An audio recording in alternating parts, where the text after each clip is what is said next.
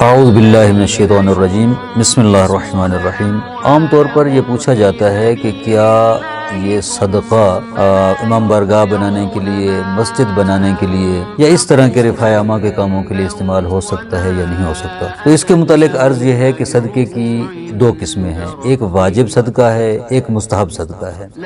واجب صدقہ یعنی فطرہ، زکوٰۃ مال، انشاءاللہ کسی اور موقع پر اس کے بارے میں گفتگو ہوگی۔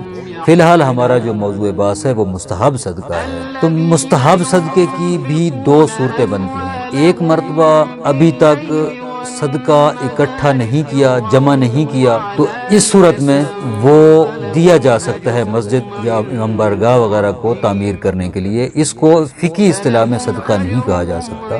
اور وہ صدقہ جو جمع کیا گیا ہے، یعنی کیا؟ یعنی بعض لوگوں کی یہ عادت ہوتی ہے کہ وہ گھر میں ایک ڈبہ رکھتے ہیں جس میں مہینے کے شروع سے لے کر آخر تک کچھ پیسے اس میں ڈالتے رہتے ہیں، اور آخر میں جو ہے وہ اٹھا کر کسی فقیر کو، کسی مستحق کو وہ صدقہ دے دیتے ہیں۔ اگر ایسی صورتحال ہے کہ صدقہ جمع کیا گیا ہے تو وہ جب اس نیت سے اس کو جمع کر دیا گیا ہے کہ یہ صدقہ ہے، تو پھر اس صدقے کو امام بارگاہ، مسجد یا اس طرح کی رفاع عامہ کی تعمیرات کے لیے اس کو استعمال نہیں کیا جا سکتا۔ وہ صرف اور صرف فقراء کے ہاتھوں تک پہنچانا ضروری ہے۔ والسلام علیکم ورحمۃ اللہ وبرکاتہ۔